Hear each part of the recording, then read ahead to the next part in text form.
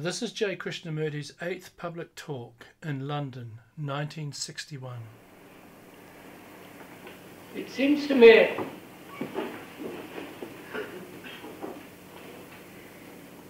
that we have to consider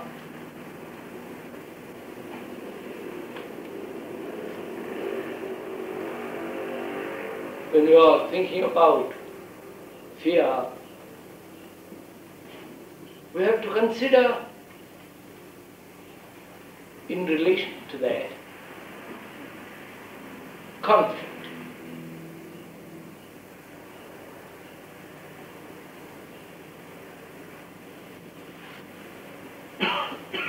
To me, any form of conflict, outwardly or inwardly, is very destructive.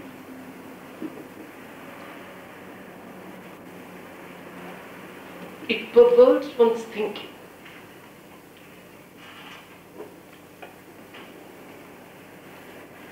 And when there is conflict, every problem leaves its mark on the mind. Mind becomes the soil in which the root of the problem grows.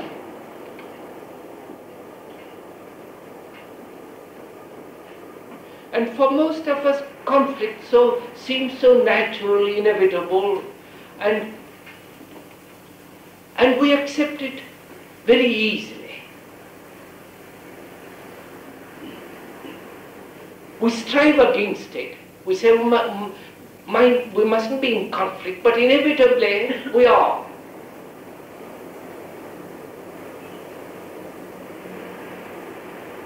And perhaps this evening we could go into it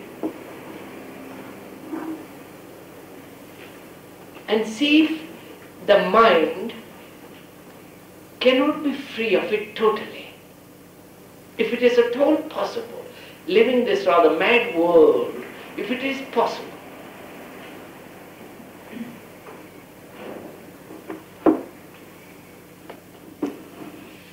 Now, before we go into that, I would like to talk about what is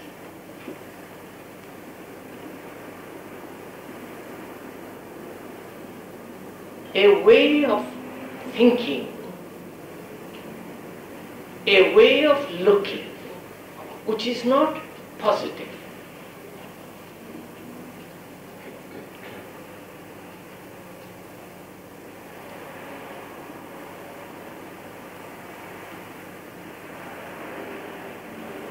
It seems to me that all our positive thinking is really a reaction.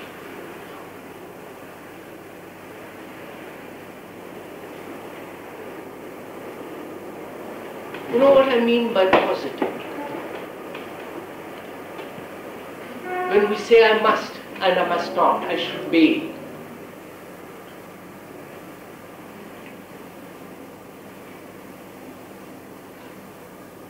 And this positive thinking brings its own reaction as a resistance, which is negation.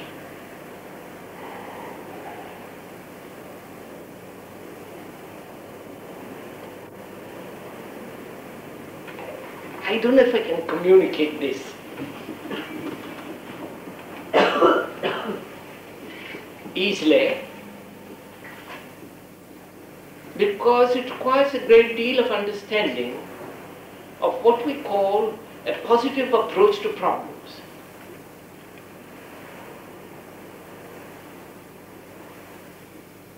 The positive approach, one of the positive approaches is explanation of the problem, the rationalizing of it, trying to escape from it, trying to do something definitely in order to be not caught in the problem.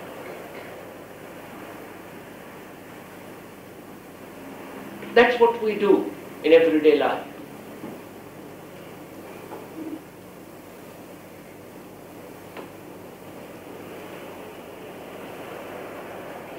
That process I call positive thinking. It is the reaction to the problem.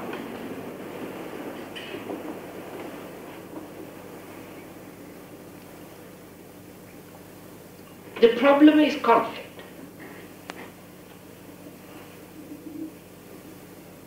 We have conflict about so many things in all relationships. Husband, wife, children, society. In our relationship with ideas, beliefs, dogmas.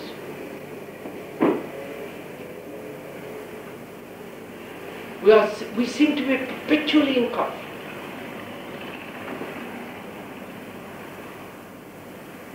In fulfilling and invariably in the frustration that fulfillment brings.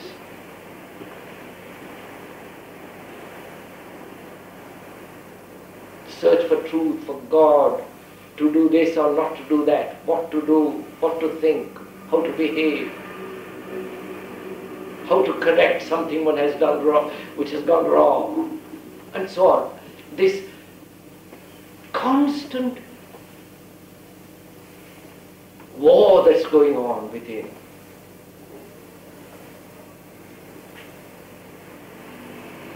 And our approach, it seems to me, is always positive, which is to do something about it.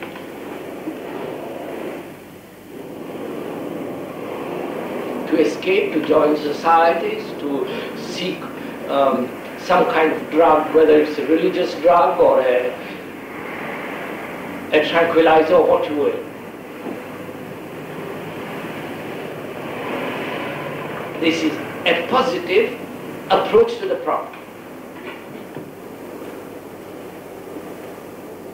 And this positive approach is really a reaction to the problem.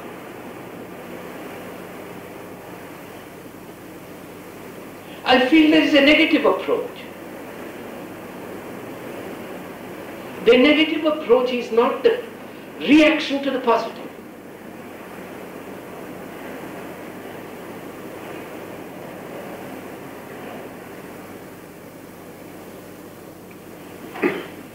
I have a problem like conflict. I don't know how to resolve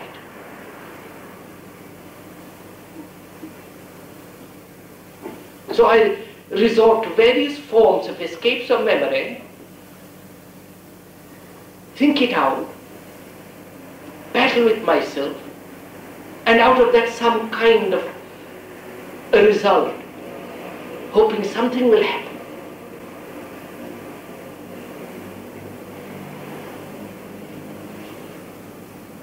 To me, such approach will not help us to be free from conflict.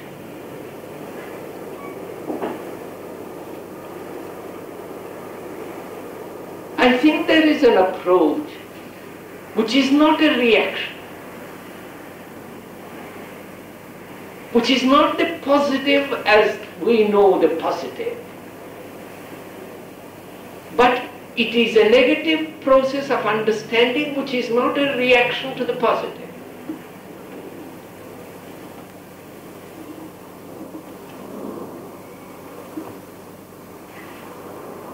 I'm going to go into that a little bit. We'll communicate with each other about it presently.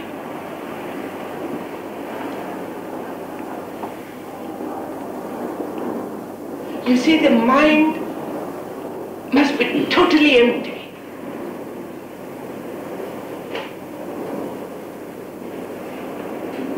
To see something new.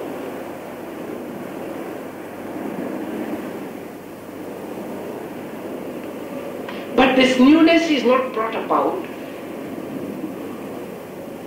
by the investigation of a problem, analyzing it, and going to sleep over the problem. And in that interval, when the mind is exhausted by the problem, a solution does appear. If you are a mathematician, a scientist, or engineer, all the rest of it, you have a problem. And you try to analyze it, look at it different ways, and the mind is exhausted and goes to sleep over it, or forgets it, and a few days later or an hour later you get an answer. We all know this.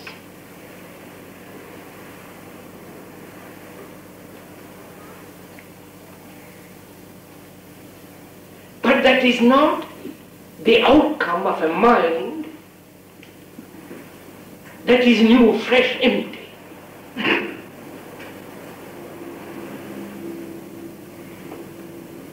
Such a mind is entirely devoid of conflict. It has no problem. And whatever problem arises, whatever challenge comes to it, it does not leave a mark even for a second. Because the mark which endures even for a second leaves an imprint. And so conditions the mind. I don't know if I'm... Please, we'll go at it. Plenty of time.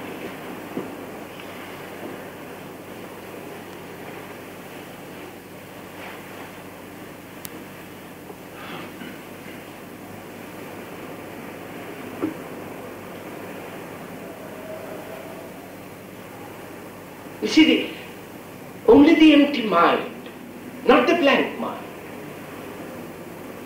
a mind that is fully alive, responding to every challenge, not as a reaction, not as a problem, completely absorbing it.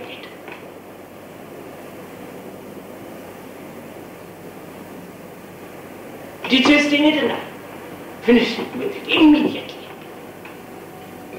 It's only an empty mind of that quality, of that nature,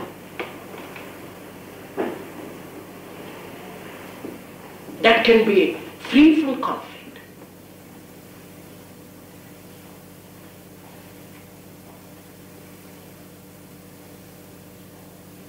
And it is only such a mind that's passionate.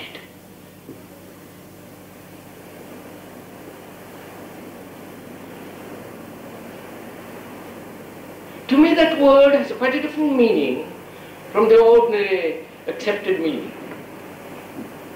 I think one has to be passionate. One has to be intense about it. One has to be intense, not about something, all right.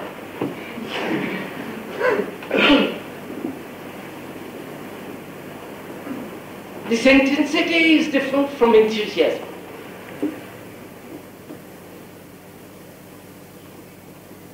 Which is temporary.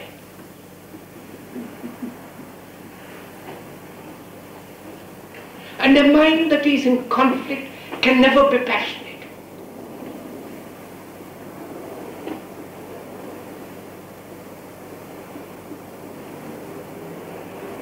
And it's only the passionate mind that sees the beauty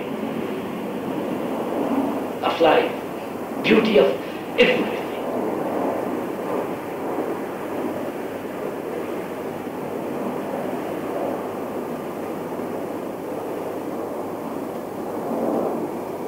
I don't want to discuss, or go into now, perhaps we will another time, what is beauty. I don't know, that's an extraordinary thing we'll talk about some other time.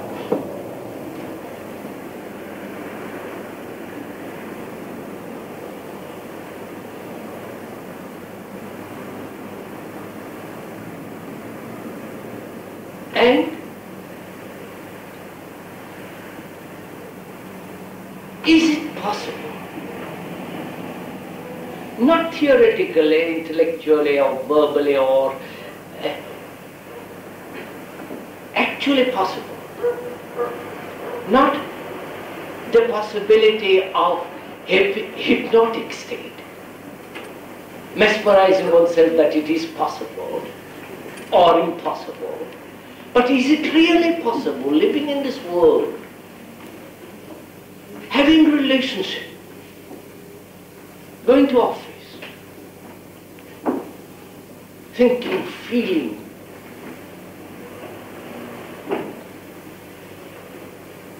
being brutalized by society?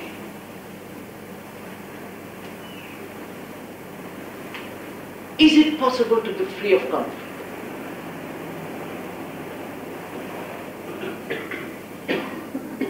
I don't know if you have asked yourself that question, or am I imposing that question on you?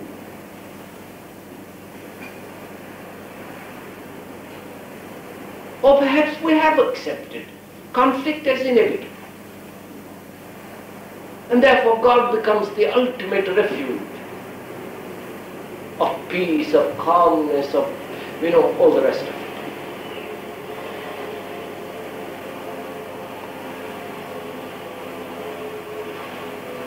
If one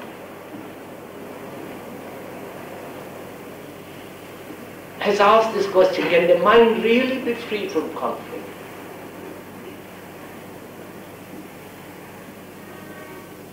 Then one has to go very much deeper into the problem,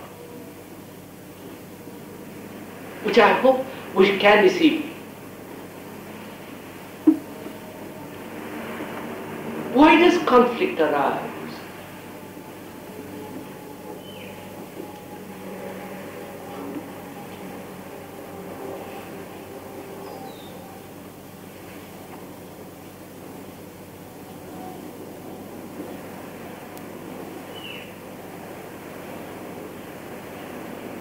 Why does conflict arise between me and my wife, between me and my neighbor, between me and something which I call an idea? Why?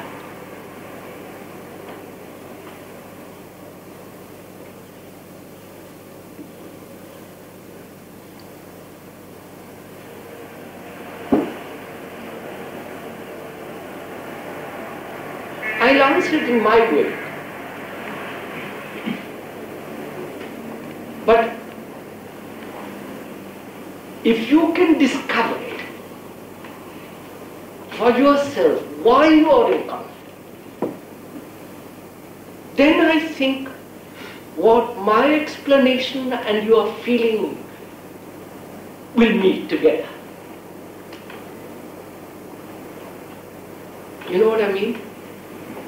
Otherwise, communication is not possible.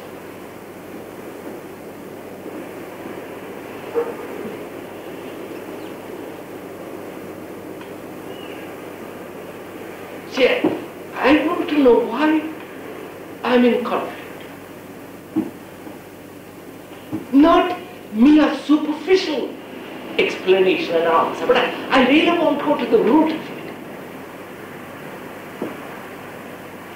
Conflict, consciously and unconsciously, deep down in the innermost recesses of my mind, the secret conflicts which nobody knows.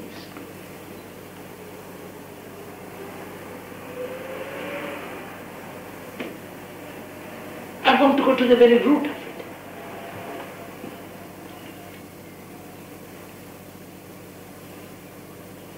To go into the very depth of it, does one analyze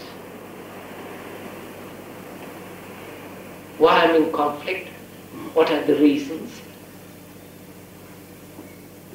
Or does one see it in a flash?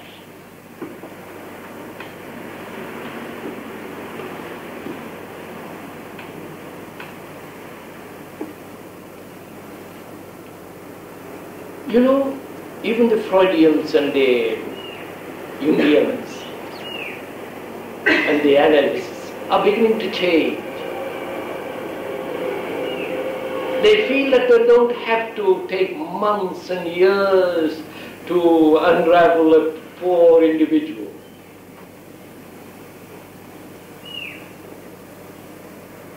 too expensive, and only rich can afford this, or hospitals. And so they're trying to find a quicker means. And they have, some of them have, drugs, chemicals,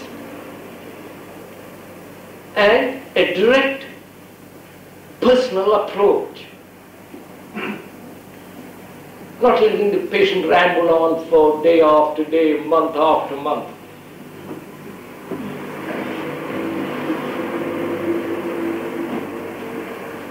They are finding, not that I have read books about analysis, but I have friends who come and talk to me about all this. Analysts and non-analysts and all the rest of it. So, if we are going to analyze, it's going to take a long time. You follow what I mean?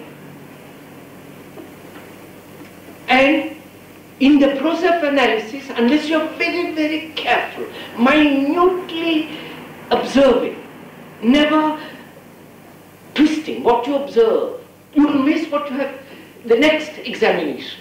You follow?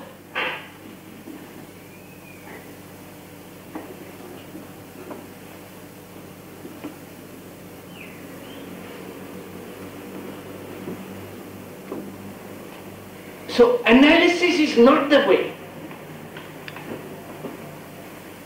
Do please realize, analysis, dissecting and tearing it to pieces is not the way.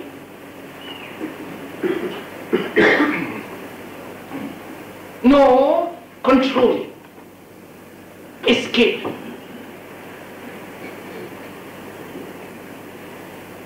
And I want to know why there is conflict.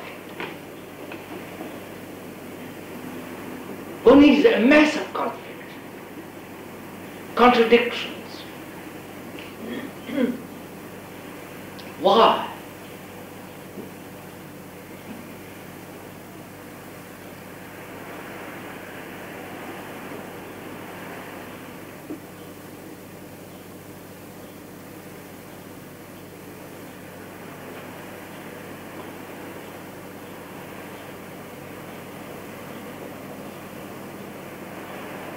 Now, how are you going to find out?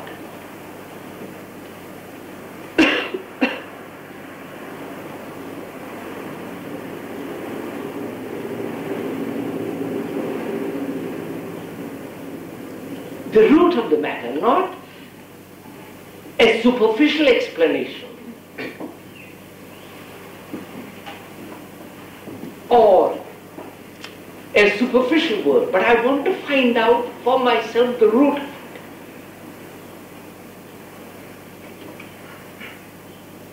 If I can find out the root of it, then the very discovery of it will not create a reaction which will have a positive action on what is discovered, but you will have a negative approach to it. I mean, you understand?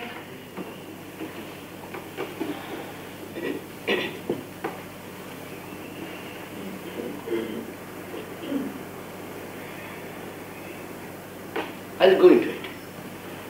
I want to know what is the cause of conflict, the total conflict, the contradictions, desire pulling in different directions, and the fear arising from these conflicts.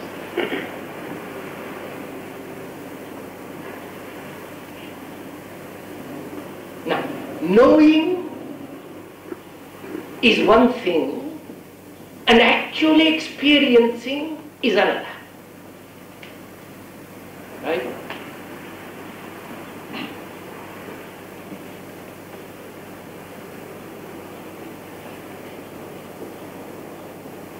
Knowing implies an observer who is looking.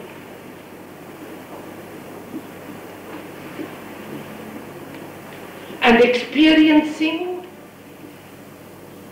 is a state in which there is no experiencer.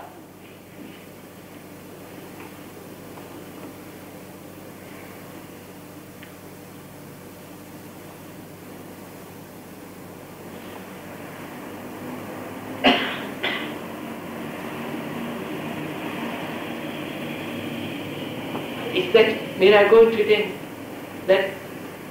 that? Does one need more explanation about that?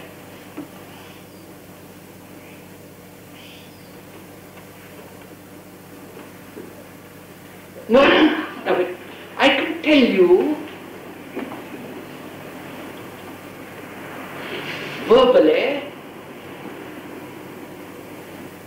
what is the cause of conflict, the deep down radical cause, and you will know about it. Either agree with it, disagree with it, or take it on. Accept it and say, yes, I'll add it to my further explanations. Or, in the very description of it, you are experiencing the central issue that's creating conflict. Am I making clear? So, knowing is one thing and experiencing is another.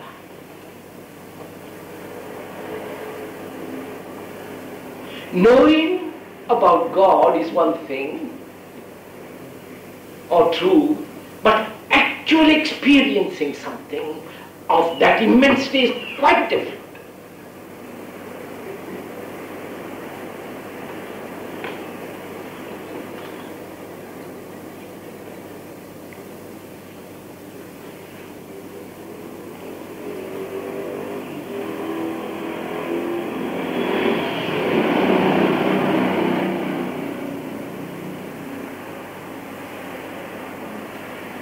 Most of us are aware that we are functioning from a center.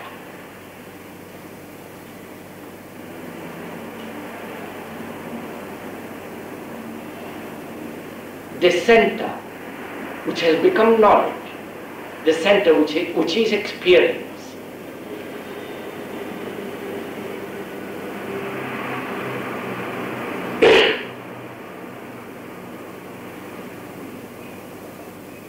The center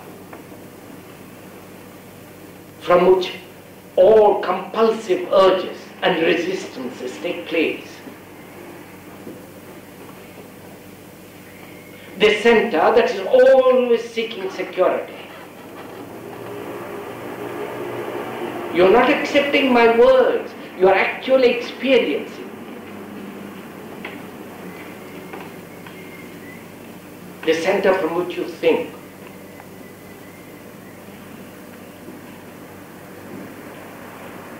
The self.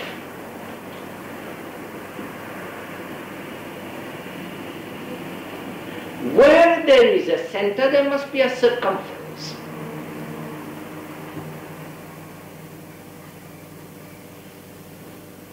And the battle is to reach the circumference. And the circumference is always something different from what is. I don't,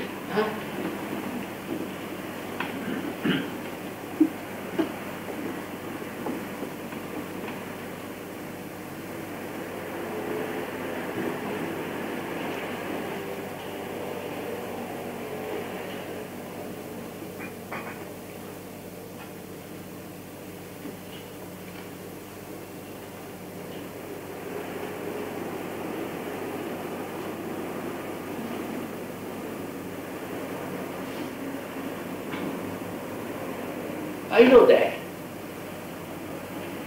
We have experienced that.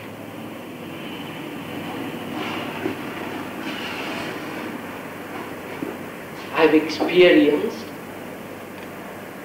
that all my activities, all my thoughts, all my feelings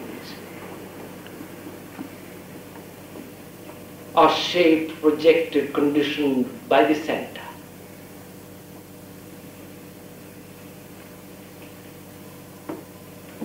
The center then says, I must get rid of it. There is a division between the center and the thing that should be, that has been, that was. You follow it? So there is always a division.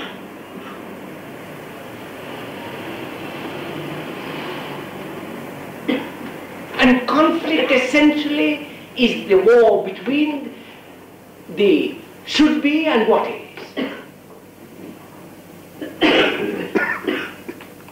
The what is, which is the center, always trying to shape what should be, or trying to become what should be.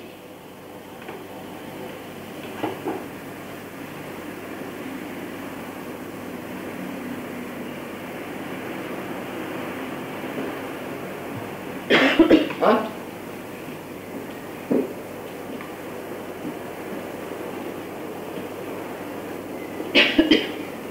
I don't want to take examples for the moment, because I think one should think abstractly.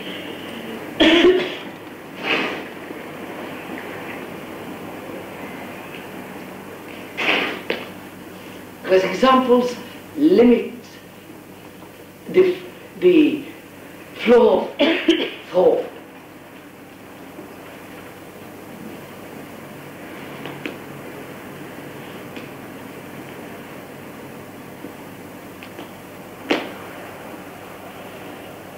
So conflict is essentially the process of duality, of the thing that is and the thing that should be.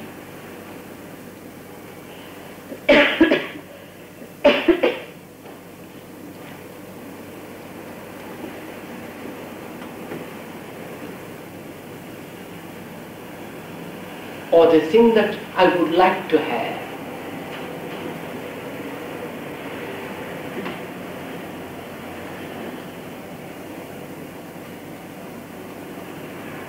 Now, the center is the accumulated memories and experiences of the conflict with the opposite.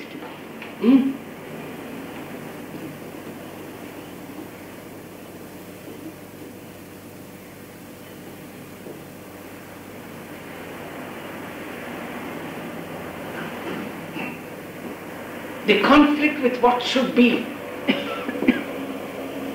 I am a lustful man and I should not be.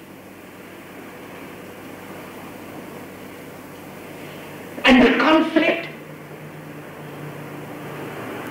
between the two creates the memory which forms the center. Right?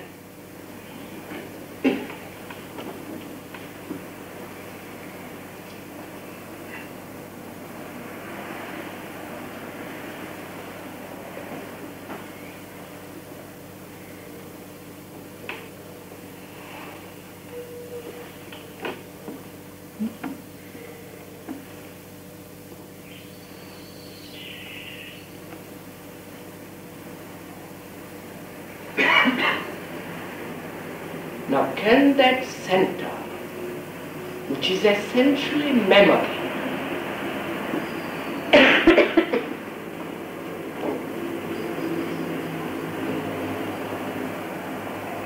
and memory has no reality.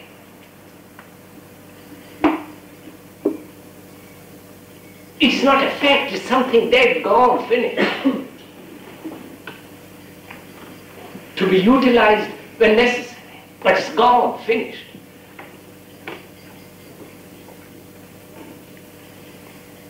And yet, this dead thing is with what we function. Huh?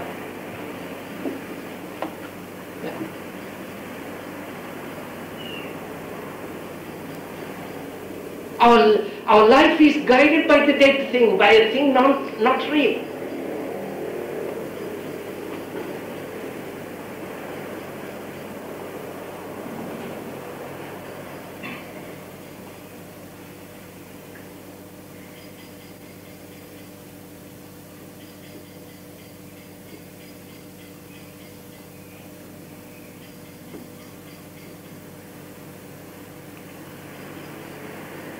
And so fear grows. And so there is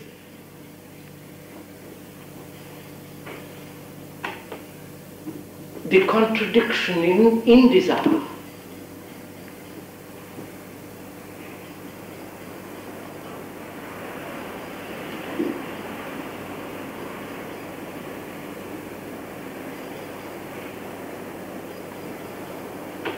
Let's leave it there for the moment. Let's attack it differently.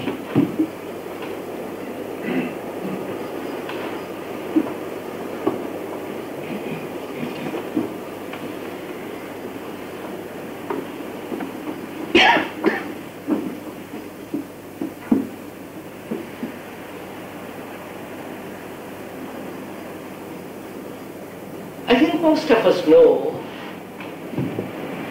what it is to be lonely.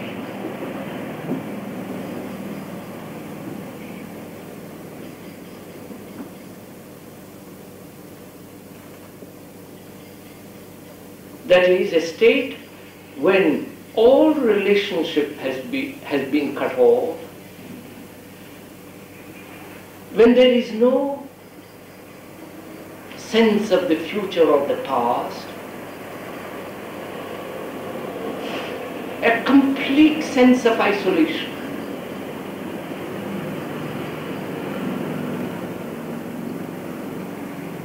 You may be with a great many people in a crowd, in a bus, might be sitting next to your friend or your husband.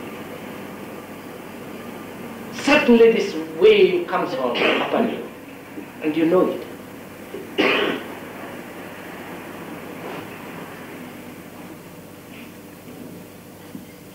And the instinctive reaction is to turn away from it. It's an appalling void, an emptiness, an abyss. So you turn on the radio, chatter, or join some society and preach about God and truth and love and all the rest of it. Escape. Whether you escape through God, through cinema, through I don't know what else, is the same. They're all the same. All escapes are the same. And the reaction is of fear and escape.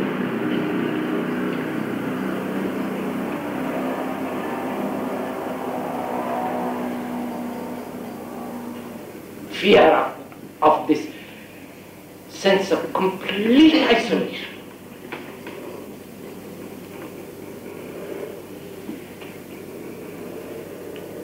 And escape. Therefore, identification with dozens and dozens of things. With God, with, with the nationalities, with your country, with your children, with your name, with your property, all the rest. And for which you are willing to die, fight, struggle.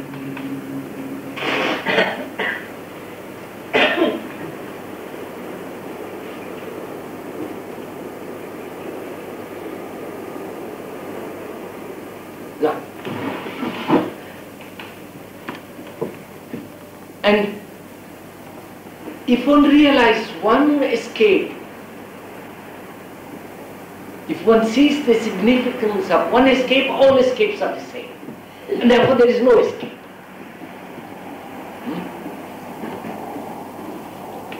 And therefore there is no conflict. You follow?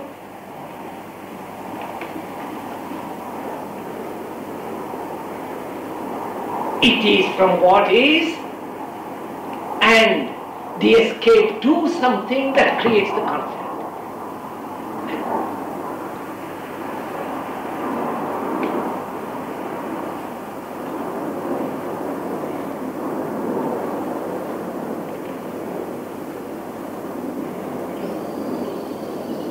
And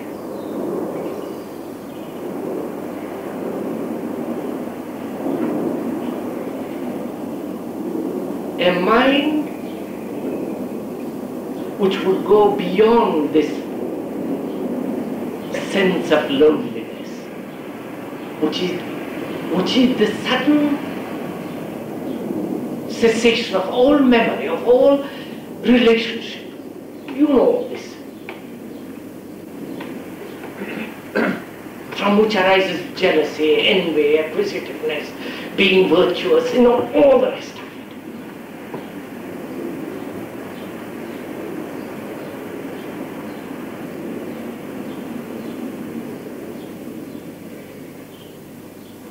But the mind has to go through it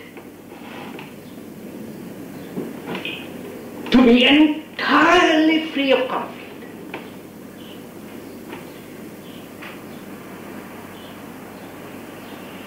So that fear in every form has withered away, because that is the root of it.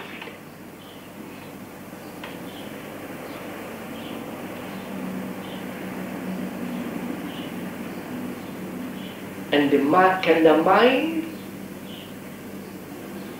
see the futility of all escapes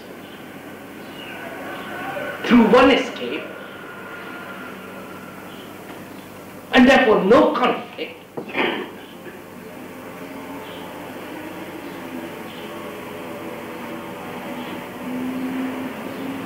and therefore there is no observer of the loneliness.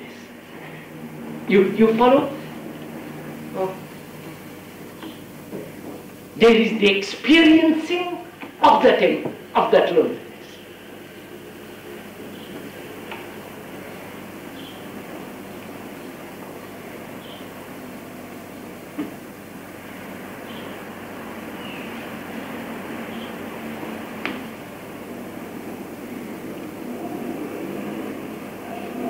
Now, listen.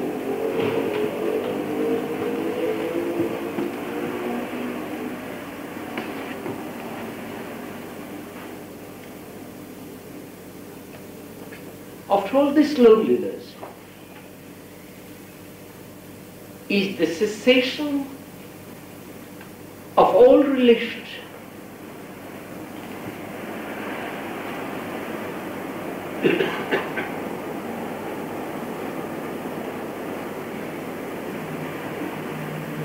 Ideas no longer matter. Thought has lost its significance.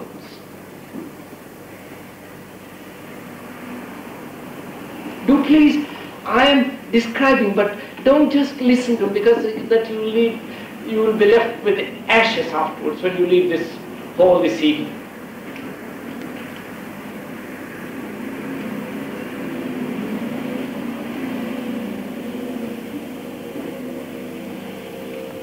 Because after all, the purpose of this discussion, these discussions, is to free oneself from all these terrible entanglements.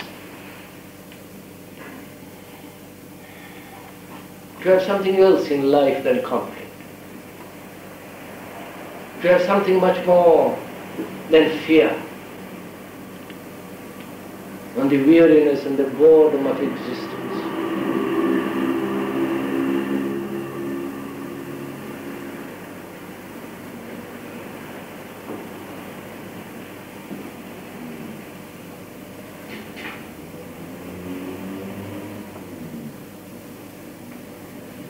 And where there is fear, there is no beauty.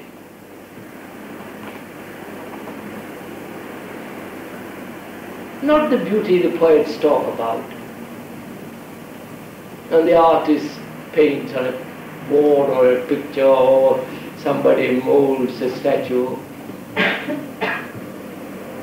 But beauty that is something quite different.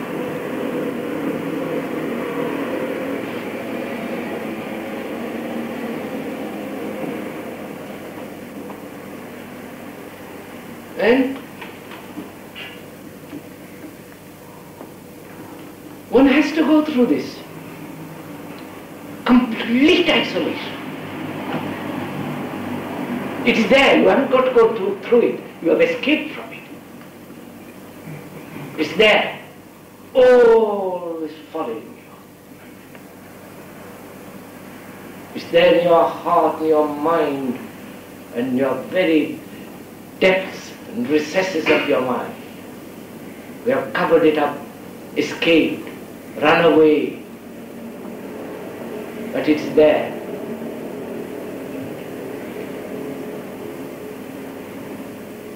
And the mind must go through it.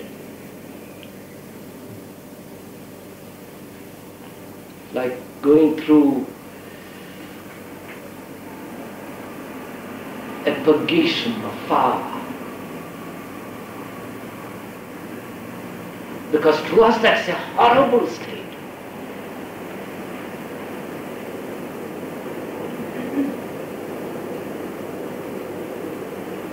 Now, can the mind go through it without reaction?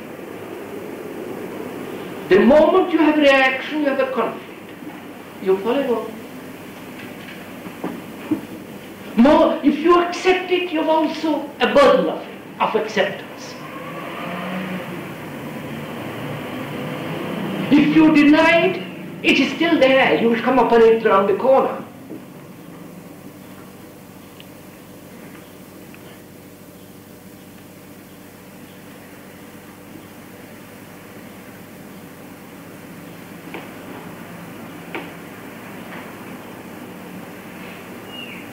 So the mind has to go through it.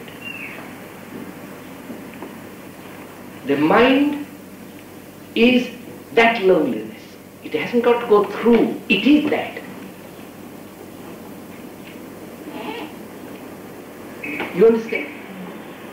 The moment you think in terms of going through and reaching something else, you are again in conflict.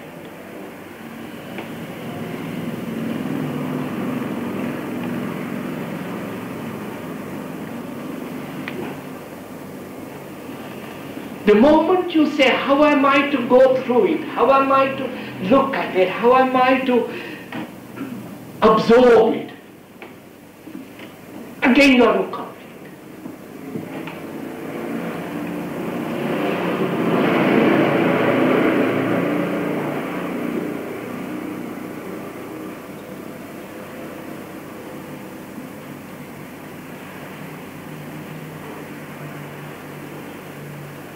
And there is emptiness, there is this extraordinary loneliness.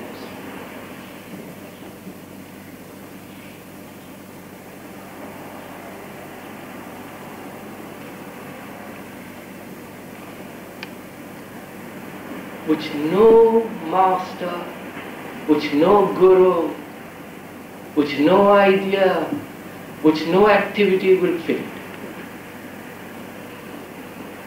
You can fiddle with all of them, play with all of them, but they can't fill this emptiness. It's a bottomless pit.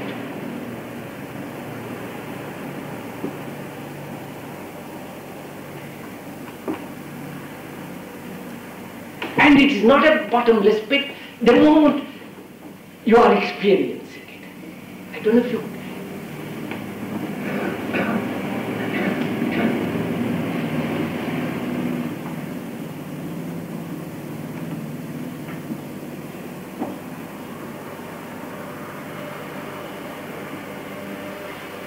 You see, if one really wants to understand conflict,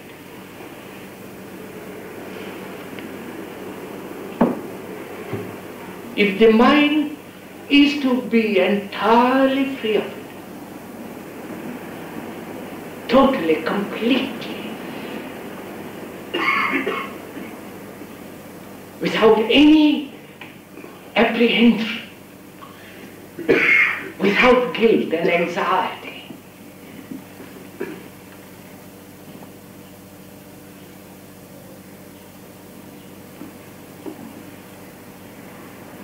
the mind, in experiencing this extraordinary sense of having no relationship to anything,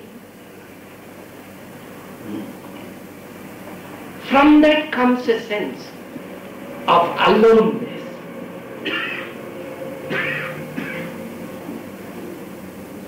Now please don't fiddle with words, don't imagine that you have got this sense of aloneness. It is quite an arduous thing what we're talking about.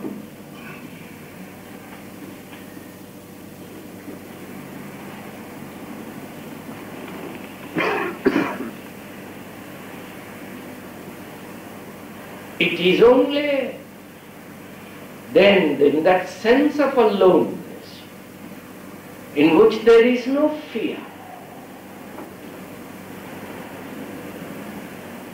it is only then that can move towards the immeasurable.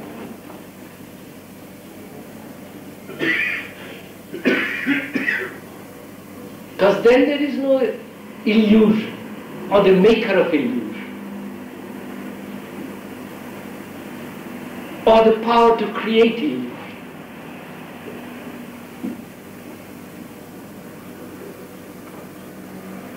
As long as there is conflict, there is the power to create illusion.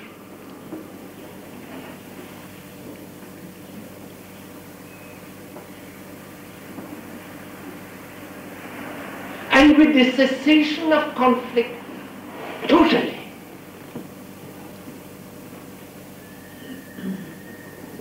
then all fear has ceased. Therefore there is no further seeking. You understand? Oh. After all, you are here because you are seeking.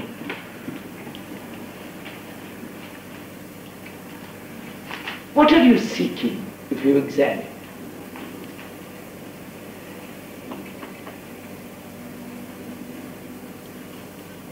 You are seeking something beyond all this conflict, misery, suffering, agony, anxiety. Oh, a way out.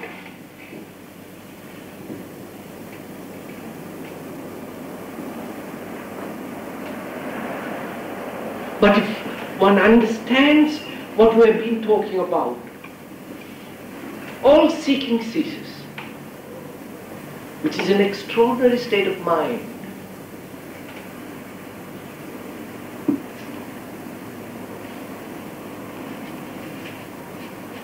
You know, life is a process of challenge and response, isn't it?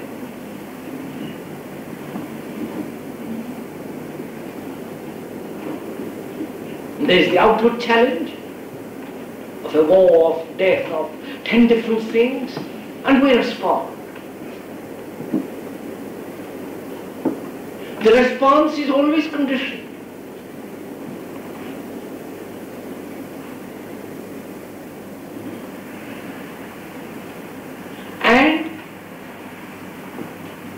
The challenge is never new because all our responses are always old. I don't know if huh?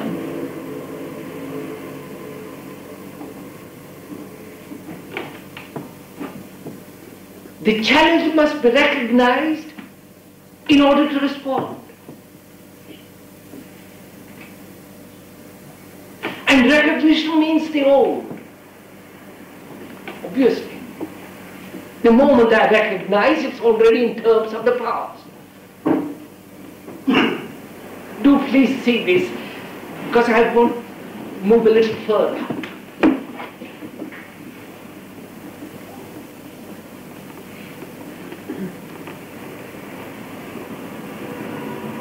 So, one realizes that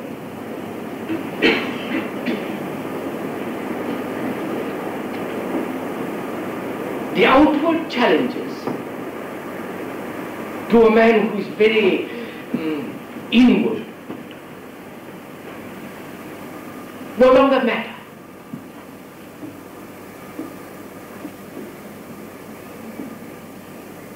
And he has his own inward responses and challenges.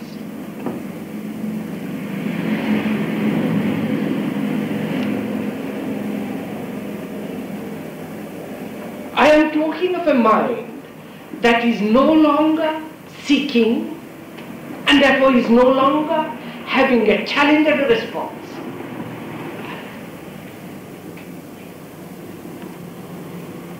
Which is not a satisfied, contented, ugly state, a cow-like state.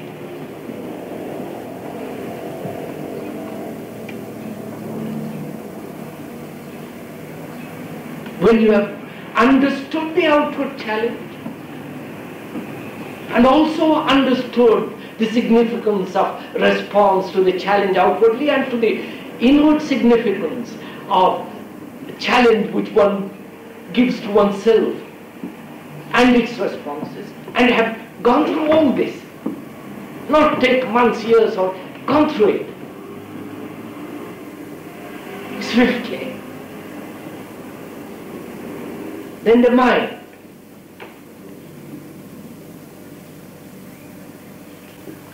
is no longer shaped by environment.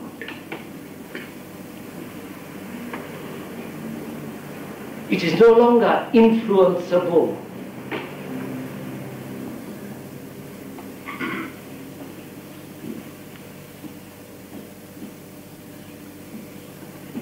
And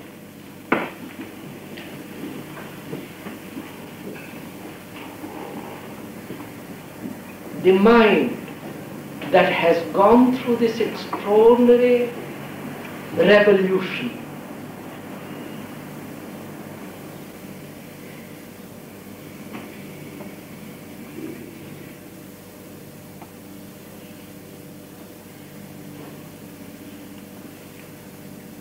that it can meet every problem without the problem leaving its roots.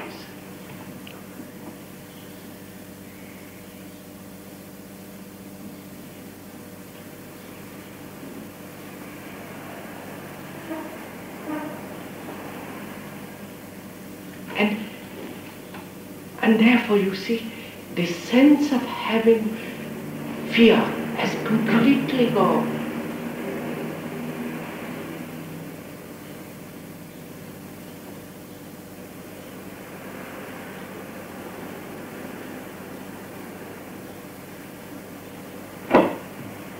I don't know how far you have followed this, what we have talked about this evening.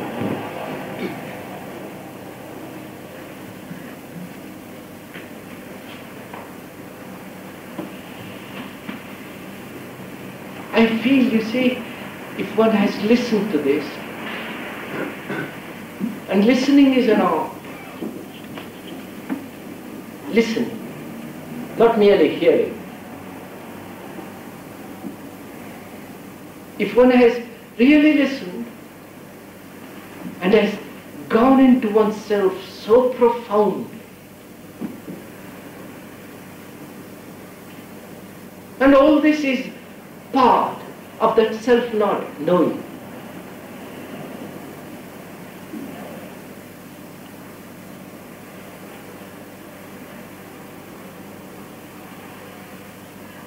See, when one has gone into oneself like this, it's a purification.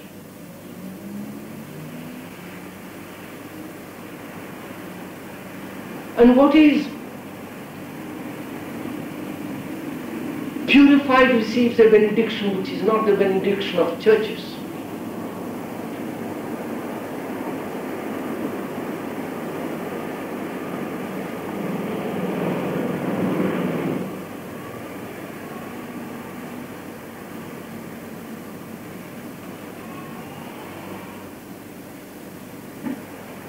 I don't think, shall we discuss?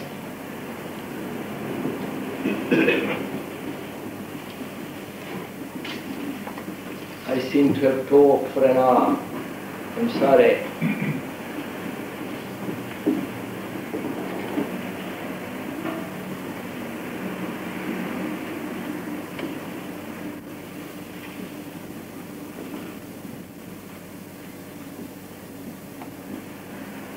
will you kindly explain it a little further, the center and circumference, and where you said center is what is?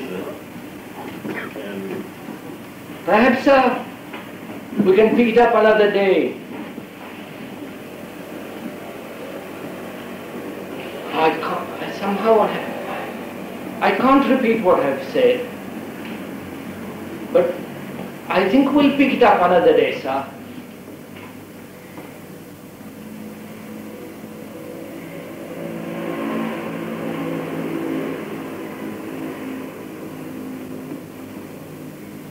So we have 4 more, is it 4 more?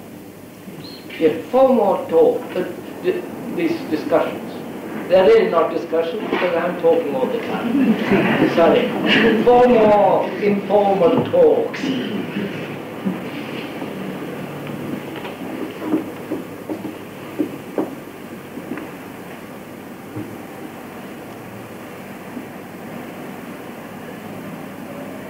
And I like to talk about several other things apart from fear.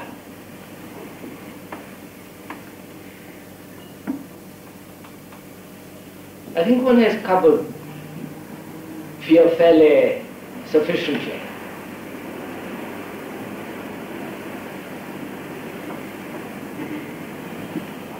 There are other things to talk about. There's beauty, death, meditation, and what is really truly the religious mind, and so on.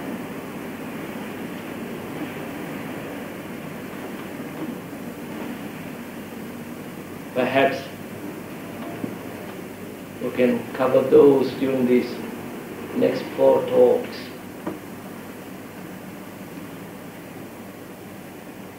I think that's enough for this evening, isn't it?